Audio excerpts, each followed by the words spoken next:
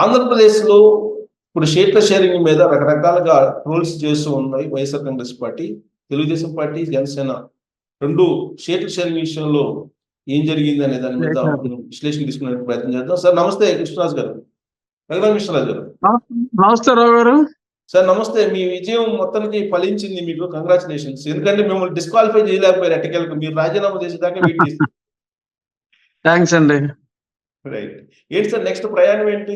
Next ప్రయాణం ఏముందండి, ఇది ఈ పొత్తులు ఒక కొలిక్కొస్తే ఎప్పుడు పాడే పాత పాటే. హ్మ్. ఈ స్థానం అంటే ఇప్పుడు జనసేన అయితే తీసుకోవట్లేదని కన్ఫర్మ్ అయింది. వాళ్ళు 3 స్థానాలు అనకాపల్లి, కాకినాడ, మచిలీపట్నం అన్నారు. హ్మ్. సో ఇంకా తెలుగుదేశం, భారతీయ జనతా పార్టీల్లో ఎవరు తీసుకుంటే హ్మ్. ఆ పార్టీ తరఫున. కన్ఫర్మ్ అయినట్టేనా? బీజేపీ తోటి పొత్తు కన్ఫర్మ్ అయినట్టని ఇంకేమన్నా అంటే కొంచెం అంటే ఇంకా అఫీషియల్ గా అయితే ఏం కన్ఫర్మ్ కాలేదండి. కానీ నా ఉద్దేశం డెఫినెట్ గా అవుతుందని. ఎప్పుడు సార్? రేపు రాజ్‌నాథ్ సింగ్ గారు వస్తున్నట్టున్నారు. రాజ్‌నాథ్ సింగ్ గారి ఆధ్వర్యంలో అయ్యే అవకాశం ఉందా?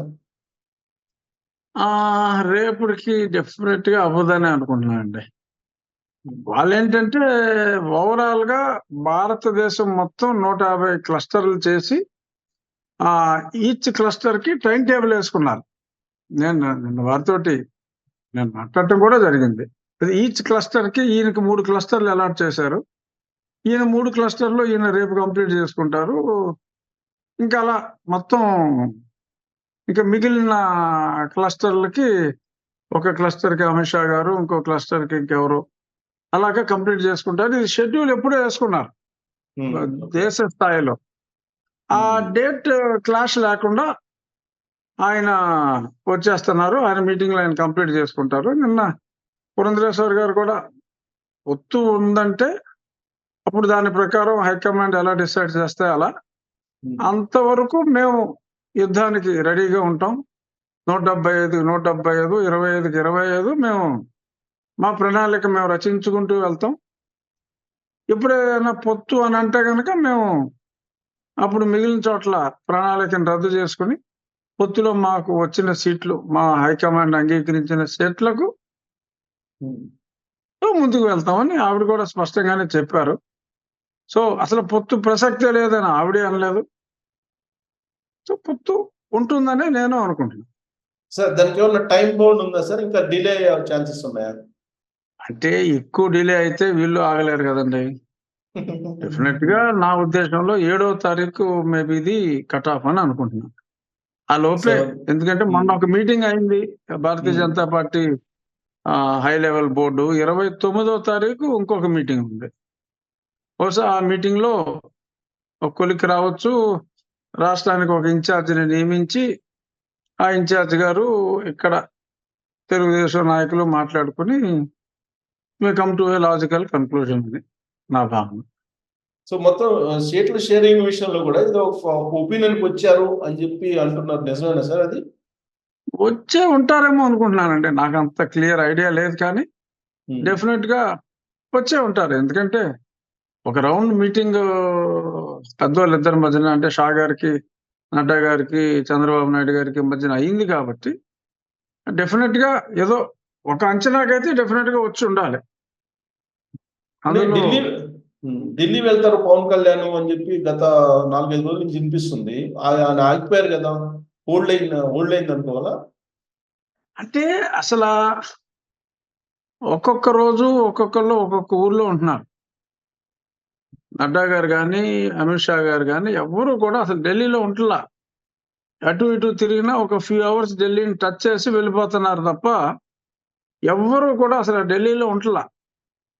సో అంచేత ఒక ప్రోగ్రాం పెట్టుకుని ఆ ప్రోగ్రాం ప్రకారం ఢిల్లీలో ఉన్నప్పుడే ఈయన వెళ్ళి కలవాలి అన్నీ. కాబట్టి అది I think it is becoming difficult day by day. ఎన్నికలు సమీపిస్తున్నాయి. ప్రతి వాళ్ళకి డ్యూటీలు వేసుకుని తిరగటం. బహుశా ఫోన్లో మాట్లాడుకుని ఉంటారు డెఫినెట్ గా. కళ్యాణ్ గారు, అమిత్ షా గారు డెఫినెట్ గా ఫోన్లో మాట్లాడుకుని ఉంటారు. అవును సార్.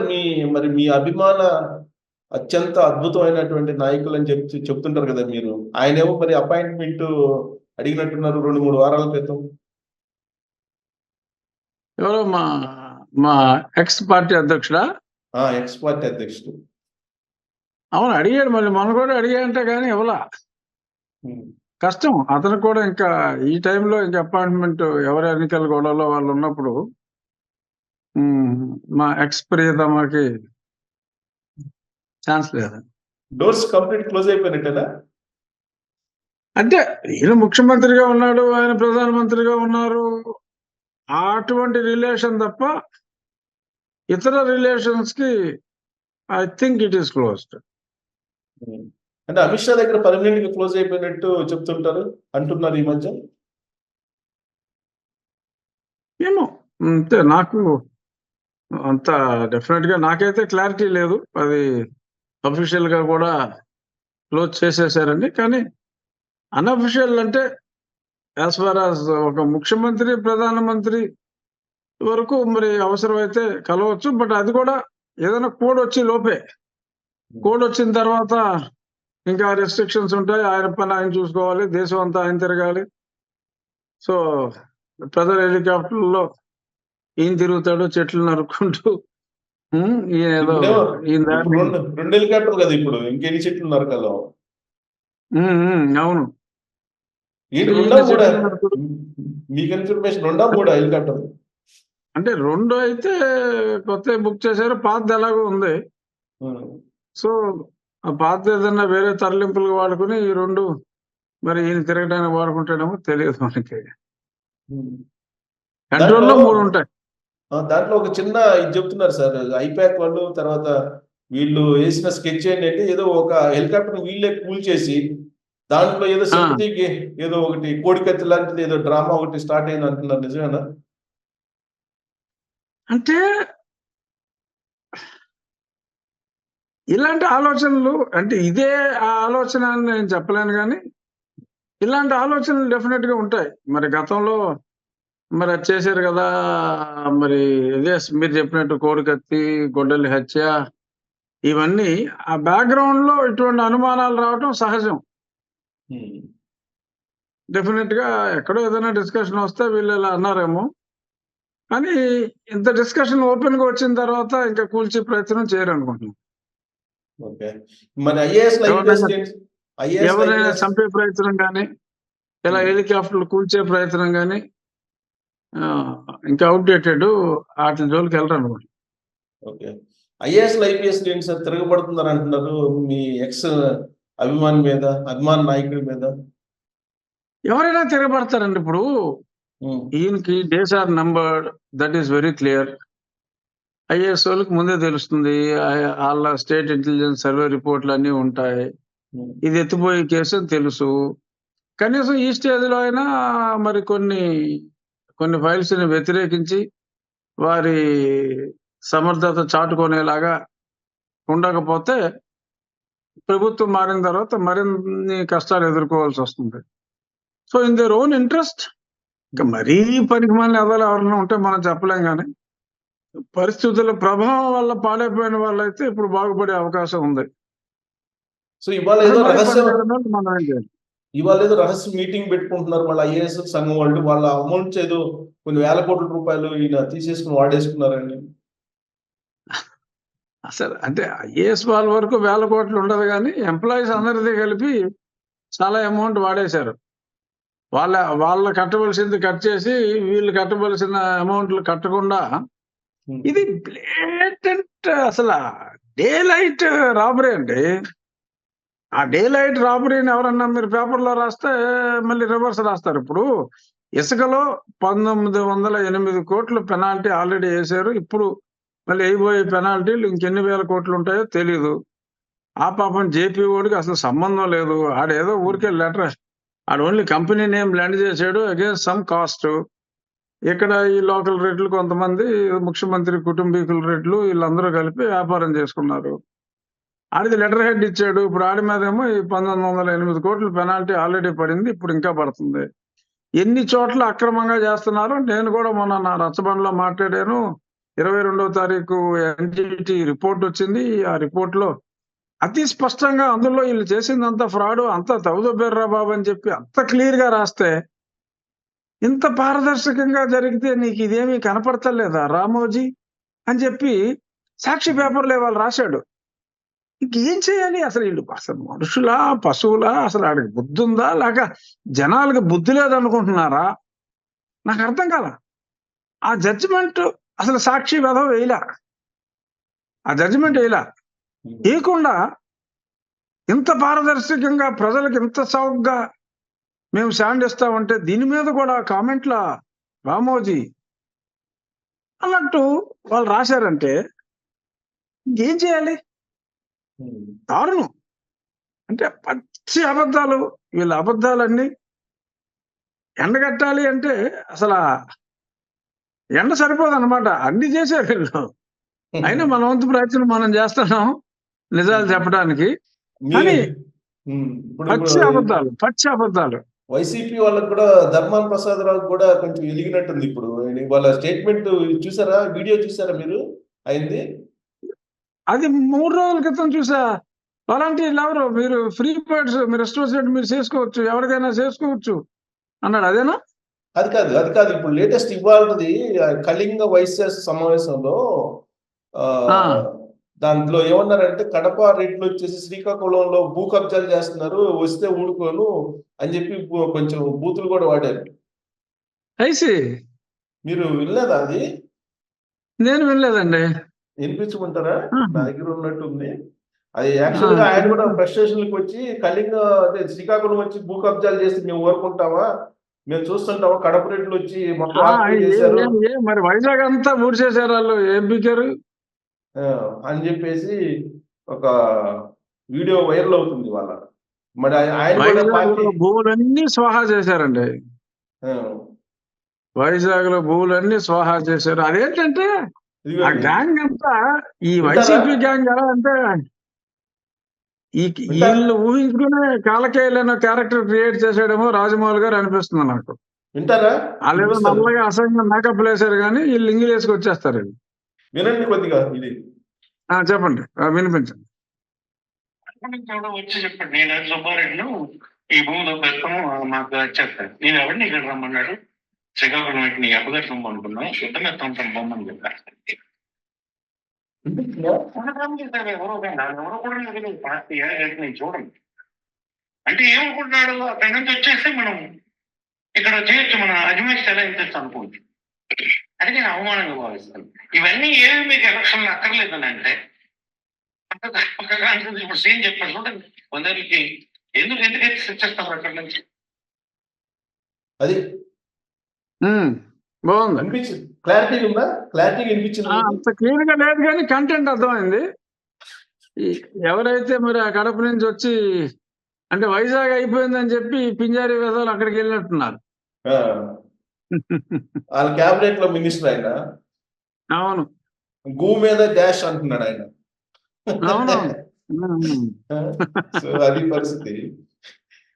సో ధర్మాన ప్రసాద్ కూడా కిట్ట ఎవరైనా ఇంకా మరీ ఫ్రస్ట్రేషన్ అండి. ఎలాగో ఇప్పుడు సీట్ ఇచ్చినా కూడా నెగ్గిది లేదు, పాడు లేదు. కనీసం ఆయన ఇంటి పేరుని కాపాడుకునే ప్రయత్నంలో ఉన్నట్టుగా ఉన్నారు ధర్మంగా.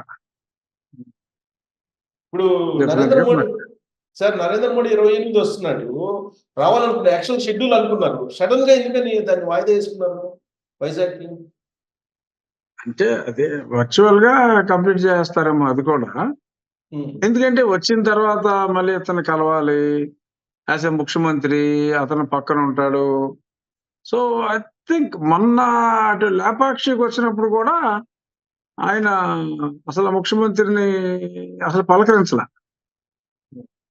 సో ఆయన మనసులో అంటే ఆయనకు కూడా చాలా నిజాలు తెలిసిపోయి ఉంటాయి. తెలిసిపోయిన తర్వాత ఎవరికైనా మరి పలకరించాలంటే కూడా కొంచెం ఇబ్బంది ఉంటుంది కదా. మరి అటువంటి ఇబ్బంది అవాయిడ్ చేయడానికి ఆయన అది పెద్ద హెచ్పిసిఎల్ ఎక్స్పాన్షన్ అనేది పెద్ద యాక్టివిటీ అయినా పర్హాప్స్ ఆయన రిమోట్ లోనే వర్చువల్ లోనే చేసేస్తారేమో బహుశా. సో మొత్తం మీద మీ ఎక్స్ అర్బన్ దెబ్బకి ఆయన కూడా రావట్లేదు అని అనుకోవాలి డెఫినెట్ గా. లేకపోతే అంత మేజర్ ఎక్స్పాన్షన్ కి అది ప్రధానమంత్రి గారి స్థాయిలోనే జరగాలి. బట్ అది కూడా వర్చువల్ గా అంటే డెఫినెట్ గా కొన్ని ముఖ చిత్రాలు చూడటం ఇష్టం లేకనే భావించాల్సి వస్తుంది. తర్వాత సార్ ఇవాళ ఒక సర్వే వచ్చింది, వీ ప్రిసైడ్ అని ఒక సర్వే ఇండియా వైడ్. దాంట్లో ఆంధ్రప్రదేశ్ లో తెలుగుదేశం పార్టీకి 21 ఎంపీలు వస్తాయి, 4 మాత్రమే వైసీపీకి వస్తాయి అంటున్నారు. పర్ఫెక్ట్ సర్వే, నేను ఎప్పటి నుంచో చెప్పేది ఇదే. అంతేనా? సో ఇండియా వైడ్ ఎన్డీఏకి 320 వేశారు వాళ్ళు, 182 నేమో ఇండియా కూటమి చేశారు, అదర్స్ 38 వేసినారు. సప్టా మార్కెట్ లో సప్టా మార్కెట్ అని ఉంటుందండి. అంటే అప్పుడు నేను ఎప్పుడు అందులో ప్లే చేయలేదు, కానీ I keep a track political trends తెలుసుకోవటం కోసం.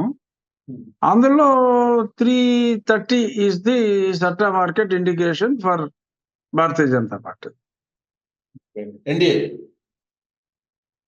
అంటే అందులో అయితే అసలు భారతీయ జనతా పార్టీకే ఇచ్చారు. ఓకే. సో మేబీ ఎన్డీఏ కనుకున్నా కూడా still it is a big number. Government వాళ్ళు ఫామ్ చేస్తే ఏపీలో గవర్నమెంట్ అయితే ఫామ్ చేస్తారు. ఏపీలో 4 వస్తాయి సార్ వైసీపీకి. అంటే రావచ్చండి. అంటే నేను కూడా ముందు అనుకున్నది అదే. కొంచెం రాయలసీమ సైడ్ ఇంకేదో ఎంతో కొంత మరి ప్రస్తుతానికి అలా అనిపిస్తుంది. 21 పెరగవచ్చు, కానీ ప్రస్తుతం ఉన్న ఒక నెల క్రితం నేను మాట్లాడినప్పుడు కూడా 3 to 4 అనే అనుకోవటం జరిగింది. ఇప్పుడు మరి షర్మిల పోటీ చేసి అక్కడ కాంగ్రెస్ పార్టీ నుంచి వాళ్ళ ఎఫెక్ట్ ఏమి ఉండదా ఈ 4 దాని మీద? పోటీ చేస్తే ఉంటుంది.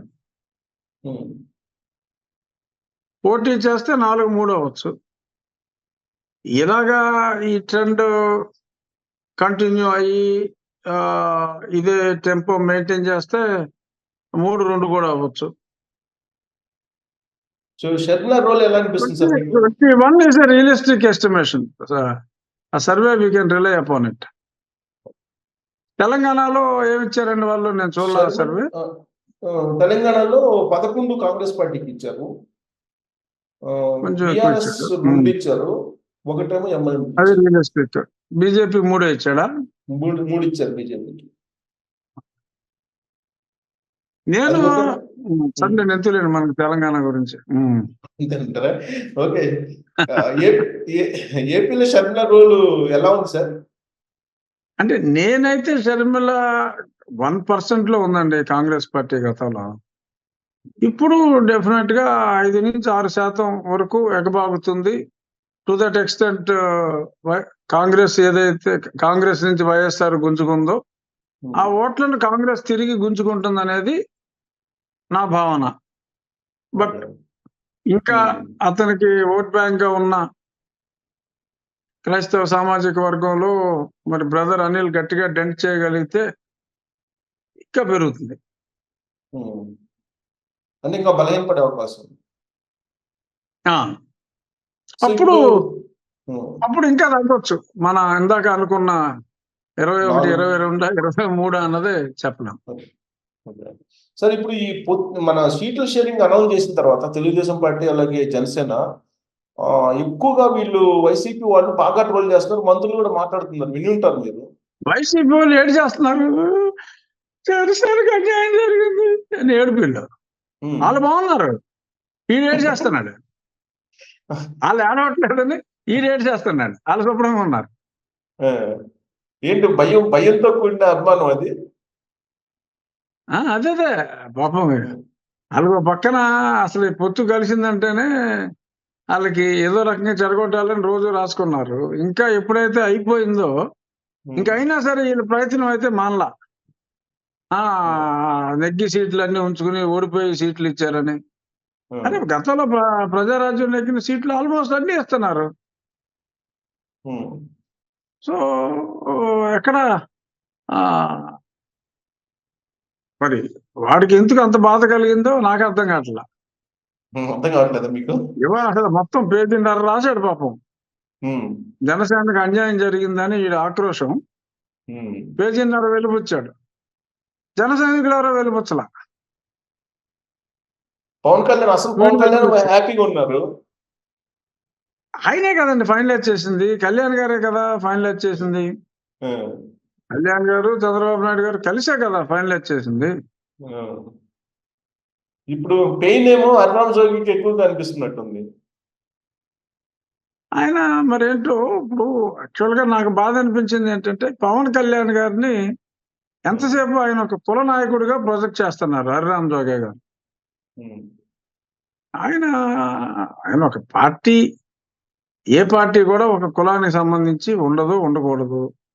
ఆయన అందరినీ కలుపుకుని వెళ్ళాలనే ఆశయంతో ఆయన పార్టీ పెడితే కాపులో ట్రాన్స్ఫర్ అవ్వదు అని ఈయన ఎందుకు మాట్లాడుతున్నారు అనేది మరి నాకైతే, మరి ఆయన అంటే నాకు చాలా గౌరవం, పెద్ద ఆయన, మా పార్లమెంటే ఆయన. ఉమ్, నాకు ముందు 15 సంవత్సరాల ముందు ఆయన ఎంపీ చేశారు. ఆయన చేయని పదవులు లేవు. మరి అంత పరిణితి చెందిన రాజకీయ నాయకుడు కుల సంకుచిత్వంతో ఎందుకు మాట్లాడతారు? ఎవరికైనా ఎవరి కులం అంటే వారికి అభిమానం ఉంటుంది రావు గారు, నేను కాదంటలా. కానీ ఉమ్, ఎక్స్‌పోజర్‌కి ఒక లిమిట్స్ ఉంటాయి. అంత బహిరంగంగా ఒక పార్టీ అధ్యక్షుడిని ఒక కులానికి పరిమితం చేసి కాపుల మనోభావాలు ఆయన దెబ్బ కొట్టాడని చెప్పి మాట్లాడటం, అది కొంచెం ఆ స్థాయి గల నాయకుడికి మరి నాకైతే కొంచెం ఎబ్బెట్టుగా అనిపించింది. మరి పవన్ కళ్యాణ్ గారిని అన్ని కులాల వాళ్ళు అభిమానిస్తారు. దెబ్బతింటే అందరి మనోభావాలు దెబ్బతింటాయి తప్ప కాపుల మనోభావాలు దెబ్బతింటాయని చెప్పి వారు మాట్లాడటం అది సముచితం అనిపించలే నాకు. డెఫినెట్ గా ఉమ్, మా గోదావరి జిల్లాల్లో కాపులు అధికంగా ఉన్నారు. అక్కడ పవన్ కళ్యాణ్ గారు ఎక్కువ సీట్లు కూడా ఉభయ గోదావరి జిల్లాలు, విశాఖపట్నంలోనే మేజర్ సీట్స్ ఆయన కూడా ఆయన అడిగినవన్నీ ఆయన తీసుకున్నారు. సో మరి ఇంకా మరి ఇప్పుడు రాయలసీమలో 10 సీట్లు తీసుకున్నారనుకోండి, ఉమ్. ఉపయోగం ఉంటుంది. అందుకే ఆయన పవన్ కళ్యాణ్ ఏం చెప్తున్నారంటే 40 స్థానాల్లో మనం పోటీ చేసినట్టు అవుతుంది, ఇంక్లూడింగ్ ఎంపీ 3 ఎంపీలతో పాటు అని చెప్పి అంతే కదా, చెప్తున్నారు. 3 ఎంపీలు అంటే 7 మూలు 21 ఉమ్. అంతే డెఫినెట్ గా. ఆయనేమో సాటిస్ఫై అవుతున్నారు, అందరు సాటిస్ఫై అవుతున్నారు, కానీ వీళ్ళు కాదండి, satisfy పవన్ కాదు. కళ్యాణ్ గారి లక్ష్యం రావు గారు ఉమ్, ఈ పార్టీని దించటం, వ్యక్తిగత లాభం కాదు, ఈ పార్టీని దింపటం. నా ఉద్దేశంలో ఆయన తీసుకున్న 24లో ఖచ్చితంగా లీస్ట్ 20 సీట్లు నెగ్గుతారు. మిగిలిన 24 నెగ్గిన ఆశ్చర్యం లేదు, ఎందుకంటే అంత మంచి సీట్లు ఆయన తీసుకున్నారు. So strike rate is very important. Um, 40 తీసుకుని బలం లేని చోట తీసుకుని అక్కడ గెలిచే అవకాశాలు ఉన్న తెలుగుదేశం పార్టీని కూడా మరి ఓడిపోయేలాగా చేస్తే కలిసి వచ్చేది ఏముంది? ఇప్పుడు రాయలసీమలో డెఫినెట్ గా ఈయనకి కోస్తాలో బలం ఎక్కువ, కోస్తాలో ఎక్కువ సీట్లు తీసుకున్నారు. రాయలసీమలో ప్రస్తుతం బలం తక్కువగా ఉంది, అది ఎవరైనా కాదనలేని సత్యం. బలం పుంజుకున్న తర్వాత ఏమో రేపు నెక్స్ట్ ఎక్కువ సీట్లు అడగవచ్చు. ఇప్పుడు వైసీపీ ఎంతో కొంత బలంగా ఉన్న చోట టీడీపీతో జనసేన జట్టు కట్టి కూడగట్టుకుని కంబైన్డ్ గా యుద్ధం చేసి నెగ్గే అవకాశం ఉన్న దగ్గర అక్కడ సీట్లు కూడా తీసేసుకుని కలిసి వచ్చేది ఏమిటి? సో లక్ష్యం దెబ్బతింటుంది కదా. కాదండి, మాట్లాడేదానికి కూడా ఒక అర్థం ఉండాలి. ఇప్పుడు ఇందాక మీరు జోగయ్య గారు అన్నారు కాబట్టి చెప్తున్నా, అమ్మటి రాంబాబు, పేరు నాని, వీళ్ళెవరు జోగయ్య గారు వీళ్ళెవరు ఈ జగన్మోహన్ రెడ్డి మీద పోరాటానికి ముందే 4 ఏళ్ల క్రితం నేను పోరాటం మొదలు పెట్టా. First, whether you agree or not, I'm the first person who started the battle against this evil. Yes, 1 సంవత్సరంన్నర 2 ఏళ్ల పాటు నేనే ప్రతిపక్షాన్ని. సో నేను తనులు తిన్నాను, ఫైట్ చేశాను, చావు దాకా వెళ్ళాను. ఇప్పుడు జోగయ్య గారు అంటాడు ఎవడో కృషి సంబడి ఉన్నాడు, అతను కాపు సామాజిక వర్గం, ఆ కాపు సామాజిక వర్గానికి నర్సాపురం సీటు అడుగుతున్నాడు పాప. ఆయన నవ్వాలా, ఏడవాలా, జాలి పడాలా? జనం ఊరుకుంటారా? చెప్పు తీసి కొడతారు. అర్థం పోతూ ఉండాలిగా మాట్లాడేదానికి. ఇలాగా జగన్ సంఖ్య కోట ఏమో ఇప్పుడు పేరు కూడా నాకు తెలియదు. నేను పేపర్లో చూసా, అవును జోగయ్య గారి లిస్ట్ లో చూసా. నర్సాపూర్ ఎంపీ ఎవరో కురిసేటి సంబడి ఎవరో ఇవ్వాలని చెప్పారు. నేను అనేది అంటే ప్రజాస్వామ్యంలో ప్రజల కోసం ఫైట్ చేసినోడు కాదు, ఏదో ఏమీ సంబంధం లేకుండా ఒక పర్టికులర్ కులంలో పుట్టినోడికి ఇచ్చేయాలన్నమాట. జోగయ్య గారు చెప్పాడని. ఇలాంటి నాయకులను ఎన్నాళ్ళు మనం ఎన్నుకున్నది? ఇంత కుల సంకుచిత నాయకుల్లా ఇన్నాళ్ళు మనం ఎన్నుకున్నది? సార్ ఇక్కడ అటువంటి మీరు నాయకుల లిస్ట్ లో పవన్ కళ్యాణ్ గారిని చేర్చాలని చూస్తారా? ఉన్నత వ్యక్తిత్వం కలిగిన వాడు పవన్ కళ్యాణ్, కులాలకు అతీతంగా వ్యవహరిస్తున్నాడు పవన్ కళ్యాణ్ గారు. సార్ ఇక్కడ పవన్ కళ్యాణ్ గారి ప్రేమ కనిపిస్తుందా మీకు? ఆ పార్లమెంట్ లేదంటే లో పార్లమెంట్ స్థానం ఎవరో కురిసేటి ఇంకొక 5 స్థానాలు, ఇంకొక 5 కాపుల పేర్లు పెట్టాడు ఆయన.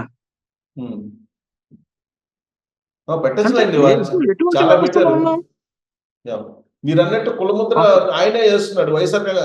ఆయనే వైఎస్ఆర్ కాంగ్రెస్ పార్టీ పోర్టుగా కనిపిస్తున్నారా మీకు? లేదంటే పవన్ కళ్యాణ్ మీద ప్రేమ కనిపిస్తుందా? ఆయనకి పవన్ కళ్యాణ్ గారి మీద ప్రేమ లేదు, వైఎస్ఆర్ కాంగ్రెస్ పార్టీతో కుమ్మక్కు కూడా కాల. అలా కుమ్మక్కయ్యే వ్యక్తిత్వం ఉన్న వ్యక్తి కూడా కాదు. కానీ కులతత్వంతో రగిలిపోతున్నాడు పాప ఆయన. ప్రజాస్వామ్యంలో అది మంచి పద్ధతి కాదు. ఎవరికైతే కులపిచ్చుందో అతను ప్రజానాయకుడిగా పనికిరాడు అకార్డింగ్ టు మీ.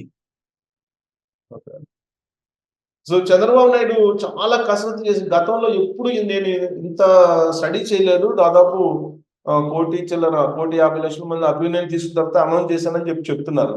త్యాగం చేసినట్టు కనిపిస్తుందా తెలుగుదేశం పార్టీ? ఎందుకంటే తెలుగుదేశం పార్టీలో కూడా చాలా మంది బాధపడుతున్నారు, ఇబ్బంది పడుతున్నారు సీట్లు రాలేదు.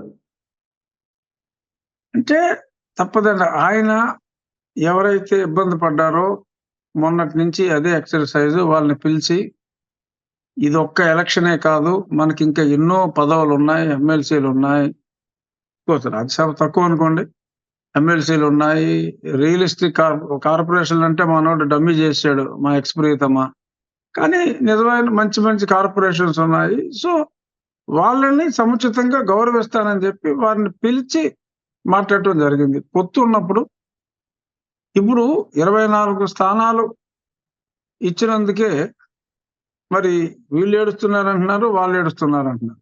అంటే వాళ్ళు ఏడవట్లేదు, సాక్షి ఏడుస్తున్నాడు, అది వేరే విషయం.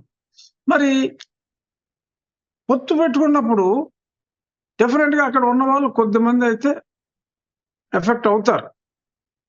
అక్కడ ఆ అవతల వాడు వెయిటేజ్, యువతల ఉన్న వాళ్ళ వెయిటేజ్ చూసుకుని ఇన్ కేస్ అవతల వాళ్ళ వెయిటేజ్ బాగుంటే, ఇప్పుడు ఇందాక చెప్పాను కదా ఎవరు జోగయ్య గారి క్యాండిడేట్ అని. ఓకే, జోగయ్య గారు ఆ క్యాండిడేట్ పేరు చెప్పాడు అనుకోండి, నా పేరు డిస్కషన్కి వచ్చింది అనుకోండి, వచ్చినప్పుడు they will go for weightage.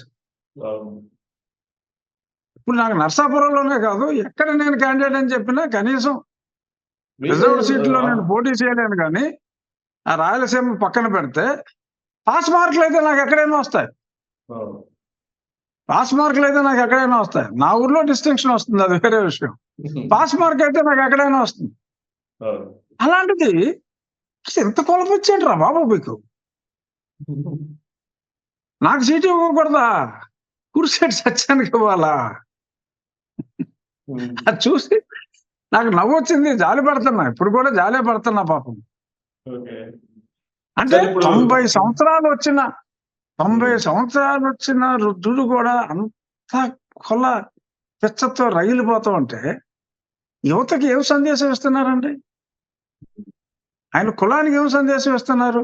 మీరు ఇలాగే కొట్టు చావండ్రా, మీరు ఎవరితోటి కలవద్దు అనా? ఇదా రేపు మాపు లోకాన్ని వదిలి వెళ్ళిపోయే వాళ్ళు ఇచ్చే సందేశం? తప్పు. నేను ఎప్పుడు చెప్పేది అసలు ఈ కులరహిత సమాజం వైపు మనం ఎంత తొందరగా వెళ్తామో చూసుకోవాలి. కానీ ఇంకా కులం అని చెప్పి మాట్లాడటం, వాళ్ళకి అడ్రస్ ఉందో లేదో అనవసరం, ఆడికి కులం ఉంటే సీట్లు ఇచ్చేయాలి. లేకపోతే ఏంటంటే ఆ కులంలో ఓటేరట. సార్ ఇప్పుడు అత్యవసరంగా మీ ఎక్స్ ప్రియతమ అత్యవసర మీటింగ్ పెట్టారండి. రాష్ట్రంలో ఉండేటువంటి దాదాపు 4,000 మంది మండల్ లీడర్స్ తోటి పెట్టి ప్రతి బూత్ కి 13 మందిని తయారు చేయండి. వాళ్ళ 13 మంది తోటి రేపు మొత్తం ఓటింగ్ ఎలక్షనీరింగ్ చేయాలి అనే కాన్సెప్ట్ తోటి ఇప్పుడు ఆల్రెడీ తాడేపల్లిలో మీటింగ్ జరుగుతుంది. ఏంటి సార్ కాన్సెప్ట్? వాళ్ళందరినీ అవసరమైతే కాళ్ళు కరిగి నీళ్లు నెత్తి మీద చల్లుకోమన్నా చల్లుకుంటాను. ఇప్పుడు ఆ పరిస్థితికి వచ్చేసాడు. ఎమ్మెల్యేలతోనే మాట్లాడని పలకరించని మా మాజీ పార్టీ అధ్యక్షుడు ఇవాళ పాపం వీళ్ళ లెవెల్లో కూడా మీటింగ్ పెట్టి అడుక్కు తినే పరిస్థితికి వచ్చాడు. So that shows the clear downfall. So రేపు మాపు ప్రజలు కూడా ఏదో తప్పు చేస్తే తప్పు చేశాను రా బాబు, నన్ను క్షమించండి, ఈ కాడి నుంచి మీ కాడే ఉంటాను, మిమ్మల్ని కనిపెట్టుకుని ఉంటాను అని ఇలాంటి మొసలి కన్నీరు కూడా కారుస్తాడు. అది కాదు, యాక్చువల్ గా ఆయన పెట్టిన కాన్సెప్ట్ ఏంటంటే ఇది పెద్దందారులకి పేదలకి, ధనికులకి పేదలకి మధ్య జరుగుతున్న యుద్ధంగా మీరు తీసుకెళ్ళండి ప్రజల్లోకి. ఏమండి తీసుకెళ్లాలంటే ఏమని చెప్తారు? ఇప్పుడు జగన్మోహన్ రెడ్డి అంటే సిగ్గు లేకుండా అబద్ధాలు చెప్తాడండి. నాకు పేపర్ లేదు, నాకు టీవీలు లేవు, నేను పేదవాడిని అని అతను చెప్పగలడు. అతను ఒక్కడే చెప్పగలడు అది. బట్ కొంచెం 1% వివేకం ఉన్న ఎవరో కూడా ఇదేట్రా పెత్తందారు అంటాడు, ఇదే పెత్తందారు కదా అని అందరూ అంటున్నారు, నవ్వేసుకుంటున్నారు. సో ఆ స్టేట్మెంట్ అతనే చెప్పగలడు తప్ప సిద్ధం మీటింగుల్లో ఇంకా బుద్ధి ఉన్నవాడు ఎవడో ఆ స్టేట్మెంట్ చెప్పలేరు కూడా. ఎవడైనా సాక్షికి మా నాయకుడికి సంబంధం లేదు, సాక్షి ఛానల్కి మా నాయకుడికి సంబంధం లేదని గుండెల మీద చేతులు వేసుకుని చెప్పగలరా? TV9 NTV చూస్తున్న ప్రేక్షకులు ఎవరైనా, నేను ఎవరు కూడా చూసా, వైఖరేం మరలా బ్లూ ఛానల్స్ కాదని చెప్పగలరా? నీలి ఛానల్స్ కాదని ఎవరైనా చెప్పగలరా? నాకు ఛానళ్ళు లేవు, నాకు పేపర్లు లేవు అంటాడు. అలాగే ఎవరైనా అంటారా? ఎప్పుడైనా విజయసాయి రెడ్డి గారు అన్నారా ఆ మాట? పెద్దిరెడ్డి గారు అన్నారా మాకు పేపర్లు లేవని? ఇది పెత్తందారులకి పేదలకి మధ్య పోరాటం అని చెప్పి ఆత్మవంచన చేసుకుని పెద్దిరెడ్డి గారు ఎప్పుడన్నా మాట్లాడారా? సాయిరెడ్డి గారు ఎప్పుడన్నా మాట్లాడా? బుద్ధున్నాడు ఆవిడ మాట్లాడడం. అలాగని నేను మా మాజీ అధ్యక్షుడు నా మాజీ పార్టీ అధ్యక్షుని బుద్ధి లేదు అని నేను అంటలా, కానీ వీరికి బుద్ధి ఉంది అని చెప్తున్నా. కాబట్టి వాళ్ళు ఎప్పుడు అన్నా, కాబట్టి వాళ్ళ మాటలు మాట్లాడలా.